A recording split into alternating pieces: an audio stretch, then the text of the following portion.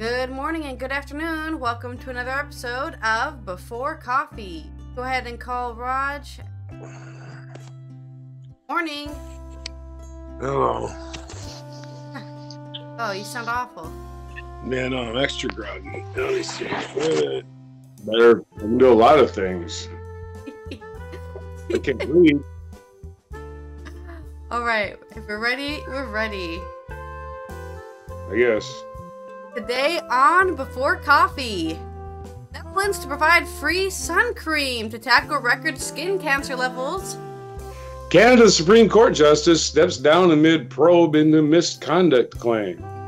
Exhumation of Civil War dead from Spain's Valley of Colgamuros begins. May inflation report price increase are expected to ease again. Partygate report to be published. Boris Johnson calls it a witch hunt. And the Denver Nuggets win the NBA championship. That today on June the 13th, Tuesday the 13th, 2023 edition of Before Coffee.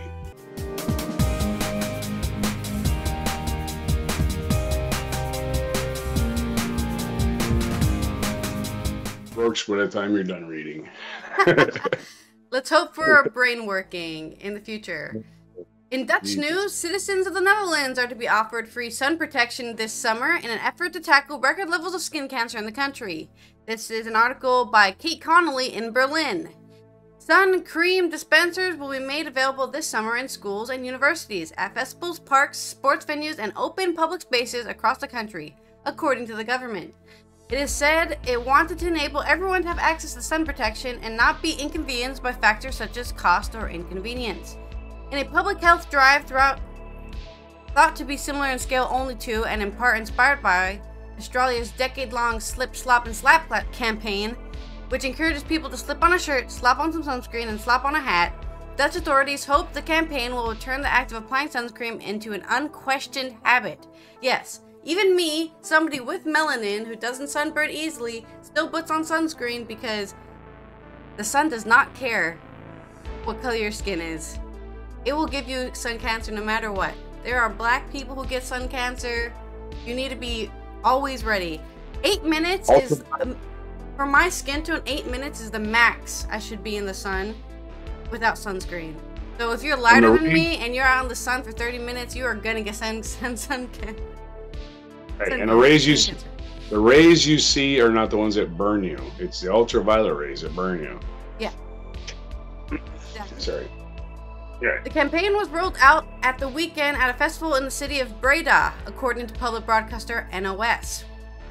Venlo Venray Hospital, close to the German border, is reported to be working with state health insurers to fund sunscreen provisions across several municipalities and in 120 primary schools. A clinic spokesperson said one of its skin doctors had come up with the idea of converting a dispenser set up to provide hand disinfectant during the pandemic to hold sunscreen, NOS reported. Medical authorities have reported a record rise in skin cancer cases in the past few years. Sunscreen has proven to be the best protection against the disease, and children should get used to applying it from an early age so that it becomes ritualized as teeth brushing, a counselor from North Sea Bathing Resort said. Jaco Nape from the seaside town of Katwijk said, "It's costing a bit of money, but we hold the health of the people in high regard," adding, "We regularly see people enjoying the sun, but neglecting to protect themselves. And owing to the fact that Katwijk gets above the average amount of sun, this is not good." Across Europe, skin cancer rates have been going up over the last 2 decades.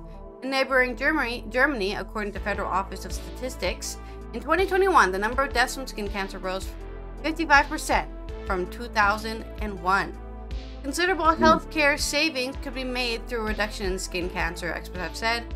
Unseasonably high temperatures we experienced across swathes of the center of Europe at the weekend are expected to continue over the coming weeks.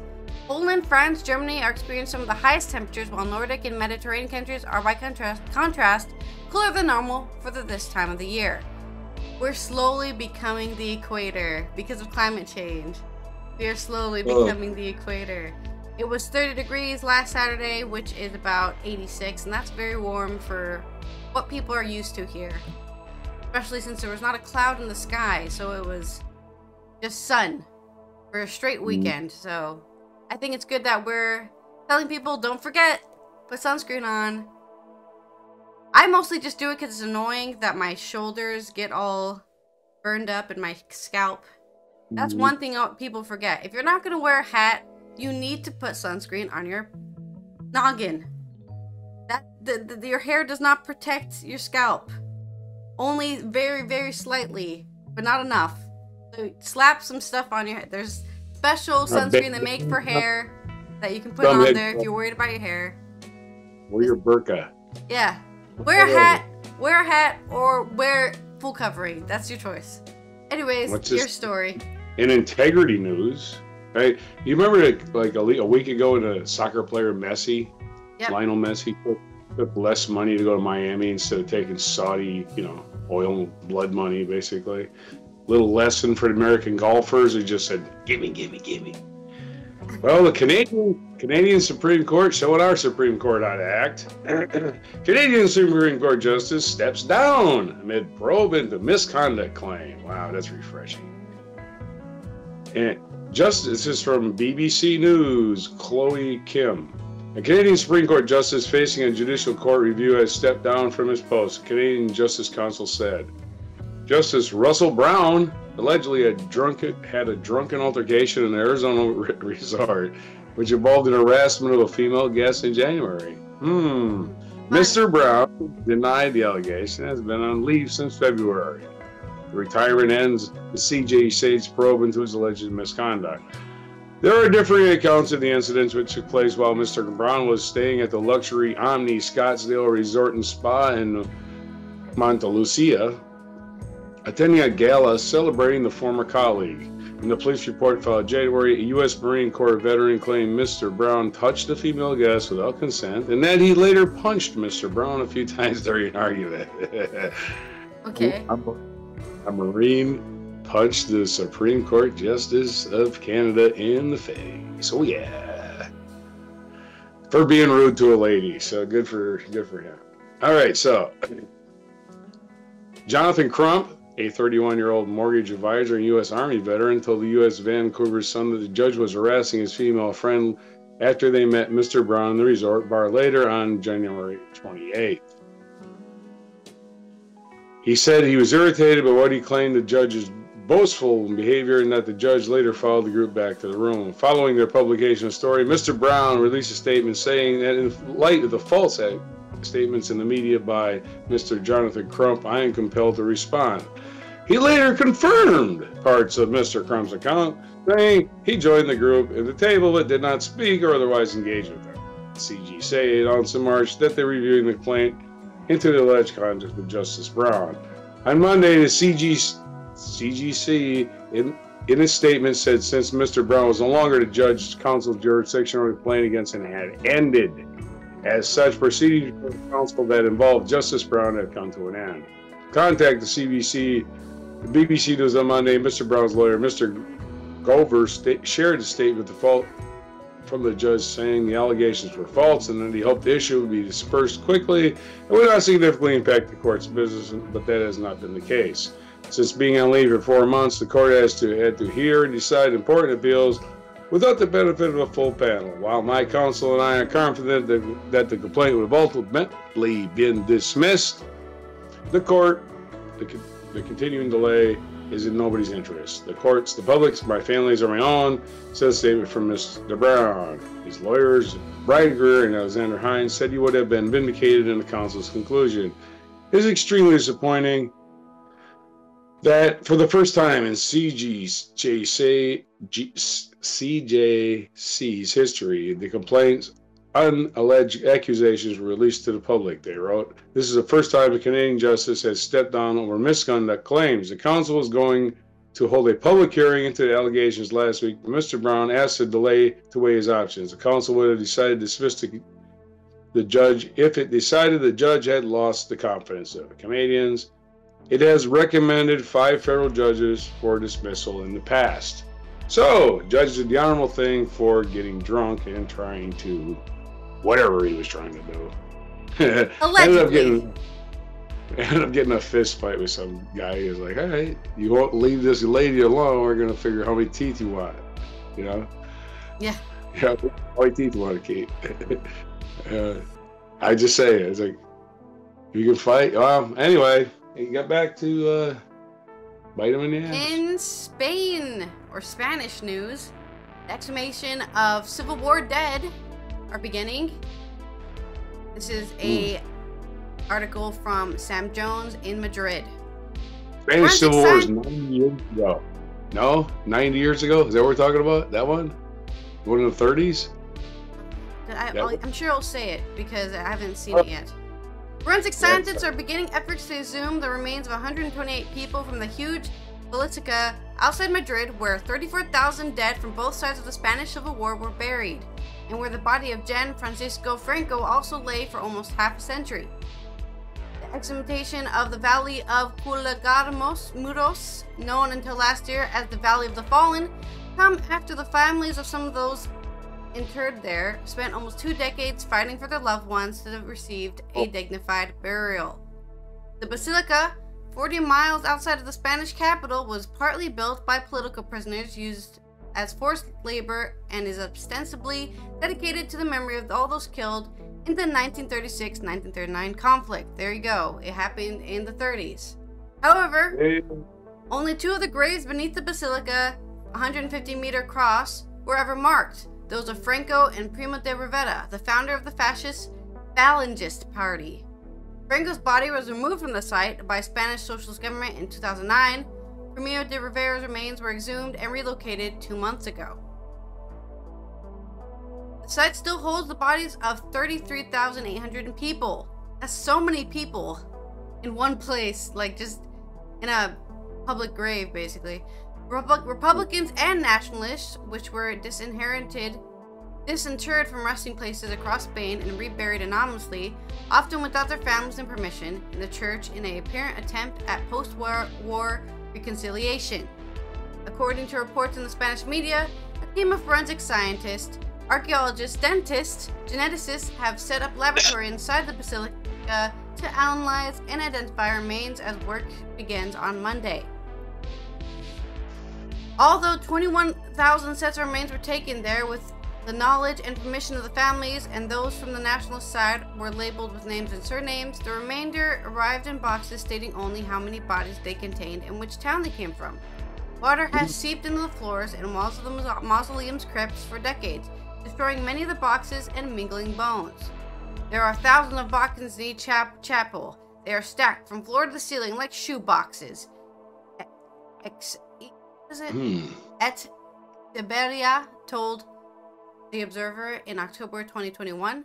The exhumations, which have been meticulously planned, come 8 months after Spain passed a historical memory law to bring justice, reparation, and dignity to the victims of the Spanish Civil War and subsequent dictatorship. Among its provisions was the creation of a census and a national DNA bank to help relocate and identify the remains of tens of thousands of people who still lie in unmarked graves, a ban on groups that praise and defend the Franco regime, and the redefinition of the Valley of the Fallen and its glorification of Franco and his dictatorship. On Monday morning, Isabel Rodriguez, a spokesperson of Spain's socialist-led coalition government, said the long overdue exhumations were intended to bring dignity to the dead and their families. Some of the relatives of those whose bodies are being exhumed are worried at how long the process has taken and now fear the PP will repeal the law before they can retrieve their loved ones' remains. The People's Party.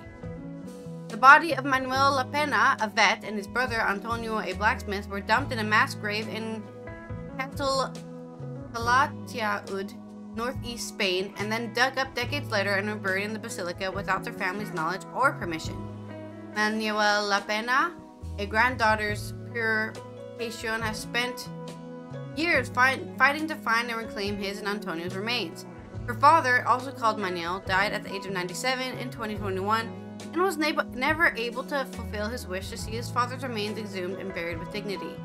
We'll just have to see what happens over the coming days, because there are relatives who just can't wait any longer because of their age and their health. And we're also scared that all this could be stopped if there's a change in government in July. She had first learned that the exhumations were beginning from the media. and had only received official notification on Monday. As ever, it's the press before the families, she said. As she says to the press, hey, you guys get preferential treatment. I hate you. They might be the ones that do all the digging. Yeah. They might be the ones that do all the digging. So, yeah. I think it's good for the people to finally, find their families again. Because it sucks to be just put somewhere and then nobody even knows you're there. And then, 300 years from now, people are like, oh yeah, there's a bunch of dead bodies in the basilica, but we don't remember who they are. That kind of sucks. They were declared missing in action and never looked for, They're presumed dead until, someday we'll stumble on a body. Yep. Your story. Okay, so maybe I'll call this Good News Tuesday. That doesn't sound Good Tuesday News Day. How's that sound? Because these are two good stories, but the first one is they're short. Okay, they're related. So Good Tuesday News Day. Because I can't talk. Good Tuesday News Day. Oil prices are falling as fuel demand weakens. I'm looking at this chart. Oil prices peaked at $120 a barrel at March, 123. They're down below 70 now. Wow, almost half. Yeah, actually, if you look at it, it's exactly half. When Saudi Arabia announced last week it would cut oil production by 1 million barrels a day, its leaders hoped to arrest the slide in oil prices and push them higher. But the opposite has happened. After an initial surge last week, oil prices are retreating again, falling by more than 4% on Monday alone. While Saudi Arabia and its allies in the OPEC cartel would like global Brent oil benchmark to climb above 80, it is now hovering just over 70, but yesterday it dipped lower. So it was under 70 in this little chart. And that's our first good news story and a related story. And this is the United States inflation news again, because the world is not aware that the United States inflation is really low and we still complain. Federal Reserve officials are expected to hold interest rates steady when they announce their June policy decisions on Wednesday. This is from the New York Times. Jenna Smaliak. The Fed is now 15 months and 10 consecutive rate increases into its fight against rapid inflation, a campaign that has pushed borrowing costs above 5% for the first time in 2007. Given how much it all has already done to slow the economy, officials are increasingly in favor of taking a break to assess the results. Pausing could give policymakers more time to see if higher interest rates are cooling growth enough to put inflation on a pathway back toward normal 2% pace. Tuesday's inflation report, which covers May, will offer latest evidence on how well the fight against inflation is working. Annual inflation rate probably cooled last month, easing to 4.1% from 4.9% in April. Again, what's inflation in the Netherlands? What is it now? I have no idea. It was 17 in the early, but 17, and we're crying about 4.1 here, going, oh no! Remove our government and place them with fascists. We're paying the lowest interest rate or the lowest inflation in the world. Like ridiculous people. That would have the inflation rate at less than half of last summer's 9% peak, and closely watch core measure, which strips out volatile food and fuel prices to give the sense of underlying trends, is also expected to slow, especially since oil prices are lower. I'm not seeing it at the gas pump, by the way. They still lag. When it goes up, boy, they're raise it that day. There's no guarantee inflation will come down as much as expected, has defied economists' forecasts many times over the past 2 years. And even if year-over-year inflation is pulling back, officials are also likely to watch the month-on-month pace of increase. Monthly core inflation is expected to remain at 0.4%, a pace that economist J.P. Morgan called uncomfortably high in a note previewing the release. A hot inflation reading could make the Fed's decision more complicated, perhaps nudging it towards a more aggressive path. Investors already expect the central bank to restart rate increases in July and are penciling in a small chance that the Fed officials could raise rates this week. Economists at Barclays wrote that while they are expecting the Fed to skip a rate move this week, our conviction is limited A bigger than expected inflation number on Tuesday, they wrote, would likely be sufficient to tip the balance to a hike depending on the composition. The Fed shoots for 2% inflation over time. Its goal defines using a current measure, the Personal Consumption Expenditures Index. They'll use whatever they want to justify the rate increases, by the way. If it's inflation, they'll use that. If it's this, they'll use it. If it's car prices against any other prices, they'll use that. They'll use whatever they want. This time they're using Personal Consumption Expenditures Index Tuesday, which will feed the PCA inflation figures. They call it PCE, sorry, set for release on June 30th, and offer a more timely snapshot of inflation trend, which makes the report so important. Your story. All right, I want to update the numbers here because obviously we're not talking about inflation as much as Americans are, but here in the Netherlands, inflation is only 6%. Oh, that's not so bad. So we're about you're 4.9, we're 6.01. Those decimal points are very important when it comes to inflation.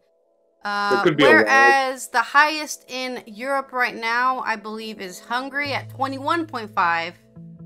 Of course, Russia and Poland are 15 and 13.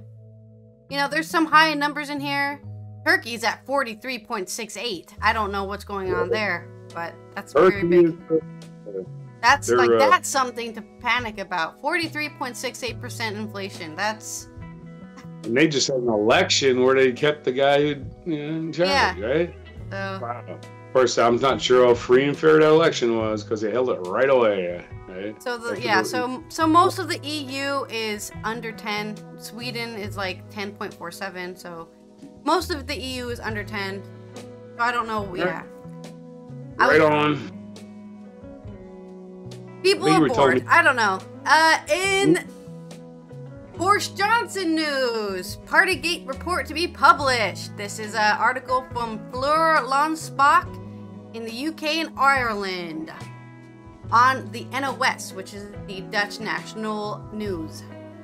On both sides of the Atlantic, we hear controversial and charismatic ex-leaders talking about a witch hunt and a conspiracy against them. The parallels between Donald Trump and Boris Johnson are hard to ignore this week. While Trump is in the U.S., calls the federal charges ridiculous and baseless, Johnson calls a parliamentary inquiry committee a popular court and a witch hunt. According to both men, not they, but the judges and investigative committees are wrong. They are biased or plotting to ruin them. Time and time again, these flamboyant men manage to dominate the headlines and polarize the population. And to save themselves, they prove willing to undermine and damage confidence in pillars of democratic society. Trump shows his contempt for the rule of law.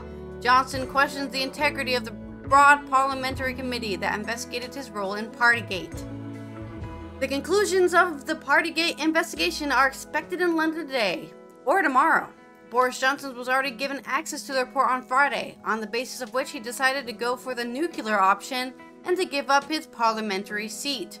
With his resignation, he settles the Conservative Party with 3 by-elections in 3 constituencies, his own and 2 loyal followers who left with him. Wow, he had 2 people who were willing to leave for him. I mean, that a lot of people don't have that. So I mean, he's got 2 cronies. Good job. That's why he's called England's Donald Trump. The inquiry committee made up. Sorry. He never admits anything wrong. He's freaking Donald Trump of England. But the inquiry committee, made up of Conservative and Labour MPs, has been investigating in recent months whether Johnson deliberately lied to the Parliament about Downing Street drinks during the Corona pandemic, when ordinary Britons were then required to stay home alone. Photographs of the drinks later surfaced in the British press. The conclusions had not been made public in recent days, but apparently they were so negative that Johnson decided to resign himself to avoid further humiliation in the House of Commons. A strategy with which he deprives parliamentarians and voters of the opportunity to vote him out, and with which he can continue to present himself as a victim of the committee. I wasn't lying. In Johnson's 1,000-word letter of resignation, he accused the Commission of Inquiry of being determined to get him out. They would have acted in worrying and undemocratic way. I wasn't lying. I believe deep down the committee knows that too. Johnson has criticized the government of his successor Rishi Sunak in his letter, which he says is not living up to the Brexit promises that 17 million Britons opted for. After the big election victory that Johnson won for the Conservative Party in 2019, the party is in a very bad position, according to him. The question is whether one of these most turbulent political careers of the British post-war era is indeed coming to an end. After all, this is the man who for years turned establishment upside down in Westminster and managed to pull the United Kingdom out of the European Union. A political comeback does not seem likely for Johnson. It is very sad that I am leaving Parliament, at least for a while, he wrote in his letter of resignation. This guy did not pull the United Kingdom out of the European Union. It was the guy who ran the what was his name? I already forgot his name. Yeah, it was the prime minister who had the referendum. He's the guy who pulled the European Union out. I guess out of the European Union.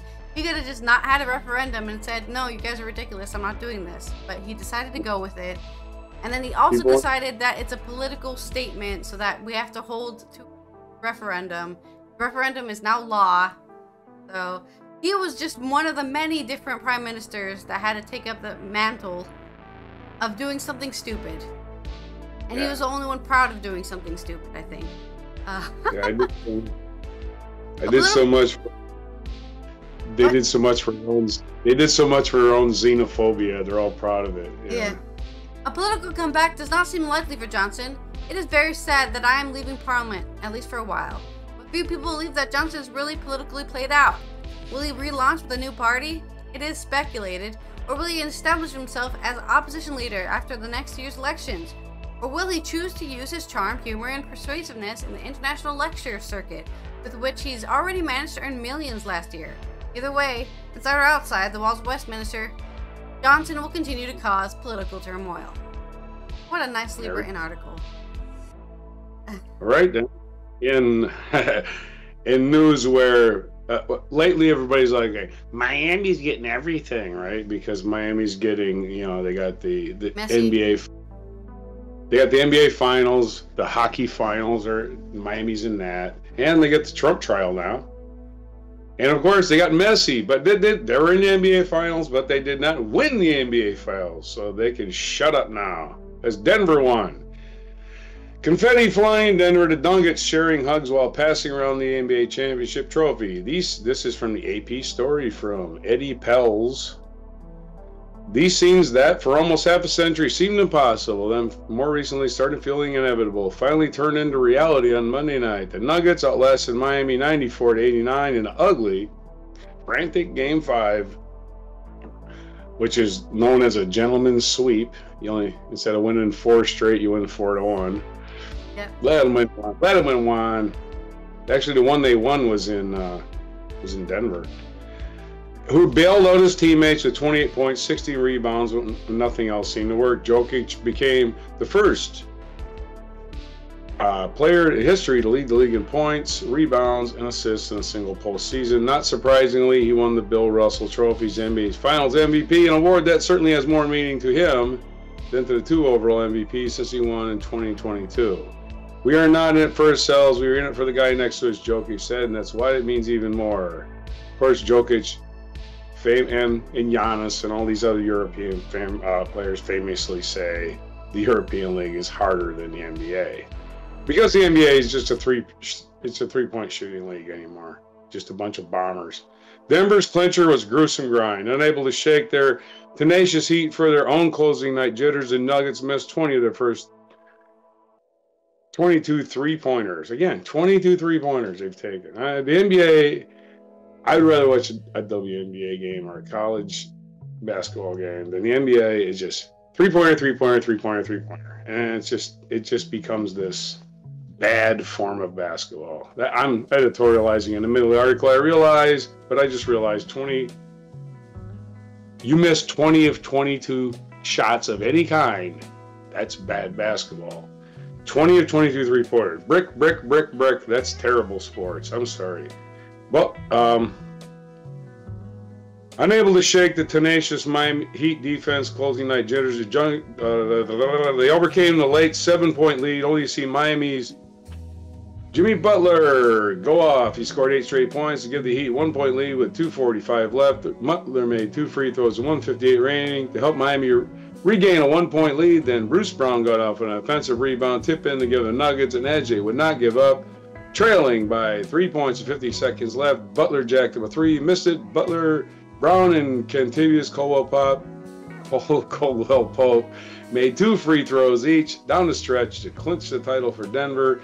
Butler finished with 21 points. That's Jimmy Butler of the Miami Heat. Your story. Well, good job Miami for playing the ball game. No, Denver. Miami lost. Sorry. Good job, Denver, for beating Miami because they suck and they get all the good stuff. Boo! All right. Anyways. Yeah, so sort of an anticlimax of the NBA season, but good for Denver, man. They won an NBA championship. All right, Rocky Mountain High. Let's all light one up for Denver. Yeah, a team nobody really pays attention to. Yeah. Denver, the first state to make weed legal. We love you. All right. Hey, go ahead. In culture news, Wes Anderson says Bill Murray's misconduct allegations won't affect their working relationship. This is from Sean Kian. It's an Irish name from the Guardian. Why did they do this to me? I should have read the name so I could pronounce it properly. Sorry. They'll learn you. Wes Anderson has said that various allegations made against his frequent collaborator Bill Murray will not affect their working relationship, describing him as part of my family. And as everyone knows, families love to protect not the best people because they're family, you know. The 54, I'm not saying anything. It was just a funny anecdote I was reading on the internet. The 50-year-old Yale director, known for using the same actors across his films, spoke before the release of his latest Asteroid City, which is one of the only 2 of his 11 released feature films that Murray has not appeared in. My experience with Bill is so extensive, Anderson told IndieWire. Bill was such a great supporter of me from the very beginning. I don't want to speak about somebody else's experience, but he's really been part of my family, you know? He's my daughter's godfather. In fact, he actually baptized her. He's the one who splashed the water.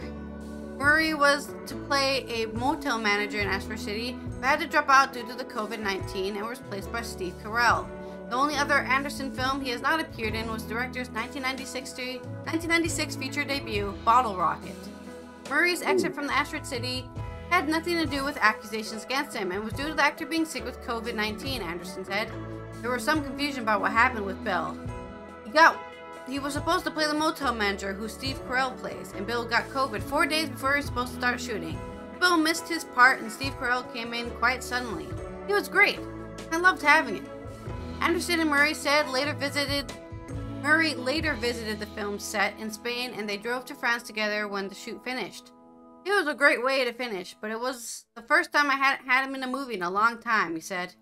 Last April, production was indefinitely paused on Aziz Ansari's feature film Being Mortal when a female crew member accused Murray of straddling and kissing her through a mask.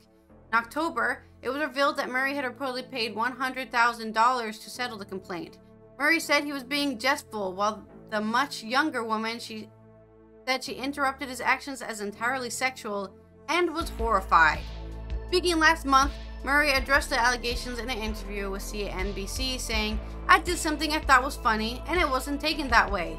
The movie studio wanted to do the right thing, so they wanted to check it all out and investigate it, and so they stopped production.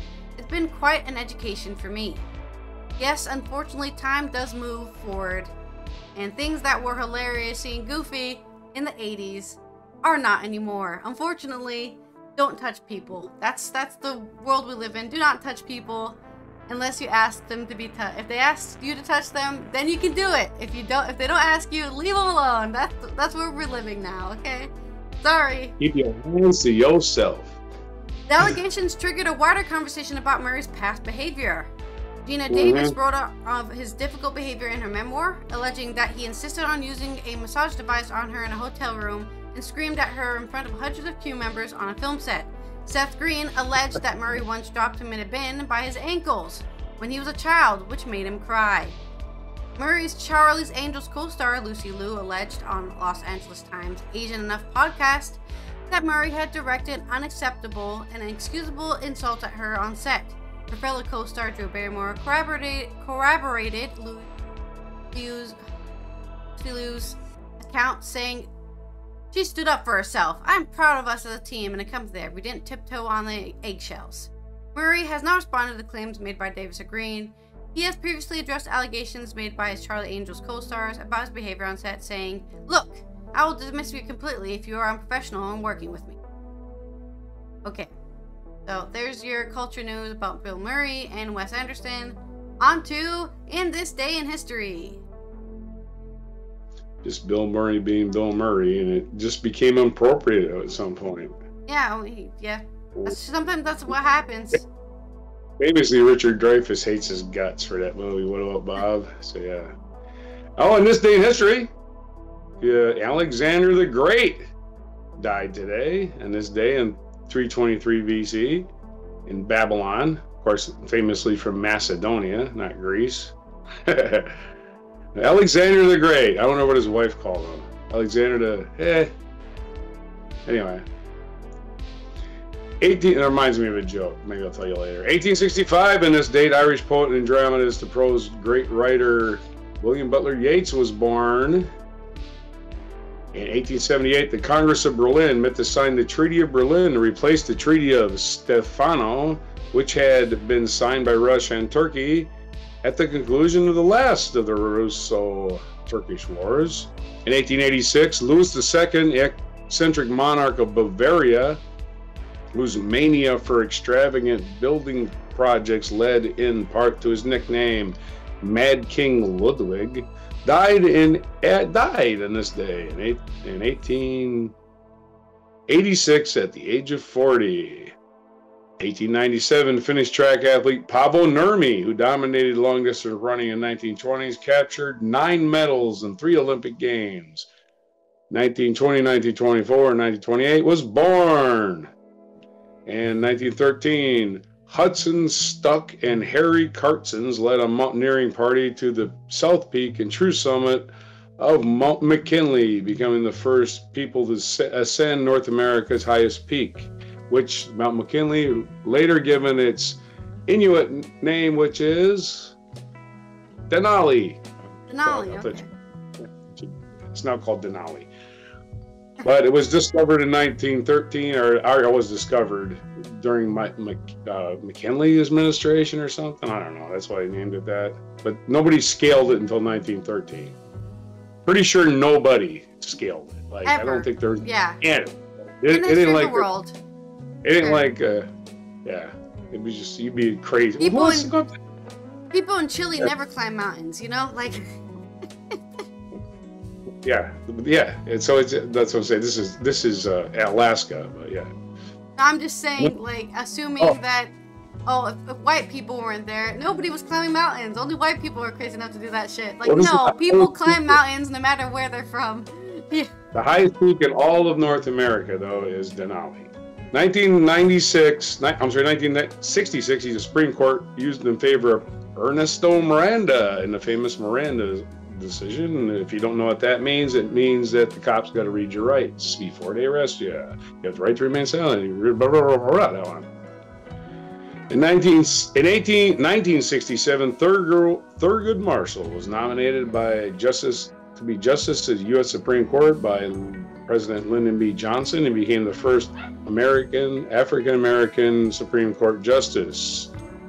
In 1971, New York Times began publishing the Pentagon Papers, a series of articles based on a study of the U.S. role in Indochina from World War II until May 1968. The papers added to the growing opposition of the Vietnam War. And basically, in the Pentagon Papers, revealed that the general said, "We can't win this shit, so let's just start putting out body counts and making it look like we're winning. Because we're lots of people, we must be winning. Everybody, see, body counts, we're winning, see? Dead people, we're winning." Seriously, what they were doing. I mean, it's real. People do generally believe we're in a video game, and the only way you win a war is by killing people. I know right now, during the Ukraine war, there's people who are going, "Oh, Russia killed 15 tanks on the Ukraine side, they're winning." And it's like, that's just tanks. That doesn't mean anything. It's just vehicles got exploded. we're still just in the same shit. You know, they haven't even really started yet. You know, they really wanted to. And I just lost the page. Okay. In 1982, following the death of half-brother Khalid Fahd, became king of Saudi Arabia, overseeing a period of modernization in the country. In 2005, after a 14-week trial, it became a media circus. Michael Jackson was acquitted of child molestation charges. However, settled out of court with several other children, his father's children, whatever. So that's always left that up in the air for me. Why settle out of court if you're innocent? Historic meeting between North and South Korean leaders in 2000. On this day in 2000, South Korean President Kim Dae-jung and North Korean leader Kim Jong-il, in a summit that marked the first meeting between the two heads of the two countries, helping to earn Kim Dae-jung a Nobel Peace Prize. Birthdays today. Ban Ki-moon, South Korean Statesman and Secretary General of the United Nations, was born this day in 1944. 1928, John Nash, American mathematician, was born. No. Li Ka-shing, Chinese entrepreneur and philanthropist, was born in 1928. 1892, Basil Rathbone, famously known for playing Sherlock Holmes, was born. And in 1865, we already covered William Butler Yeats. And National Days. And what day is it today? At 7 o'clock, we'll wrap this up. National Forklift Safety Day. It's the second Tuesday of June every year. Did you know that? World Pet Memorial Day, also the second Tuesday. So go say a little something over your dead pet's grave. National Kitchen Klutzes of America Day. That's me. Yay. Kitchen klutz. I'm just a general klutz, but you know, just whatever room I'm in becomes that, you know, that immediate danger to everyone. National Weed Your Garden Day. Yep, this is starting, you know. The weeds are starting, man. Your garden looked good last week. Now it's all weeds. International Albinism Awareness Day for people like me with no melanin in their skin. Well, although albinos have pink eyes. So I don't have pink eyes. I can go out in the sun and I won't melt. National Call Your Doctor Day. What should I call them? And that's that's these days. That's been Allison here from Europe. Wear sunscreen if you go outside. Actually, even when it's not summer, because you can still get skin cancer in winter sunlight. Sunlight does not care what time of the year it is.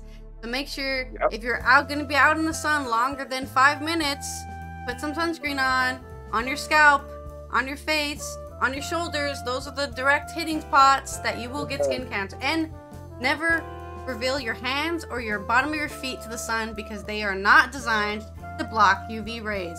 You can get sun cancer from the palm of your hand or the bottom of your feet. That's been my PSA. And we will see you tomorrow on Wednesday. Keep it healthy out there. Very salient advice from you, especially on National Albinism Awareness Day. People who definitely have to wear sunscreen. Don't go in the sun at all. Yeah. All right. From the United States, and the comprehensive. My advice today: don't forget, there's a million ways to win, but only one way to lose, and that's by giving up. And that's my advice for June 13th, 2023 on Before Coffee.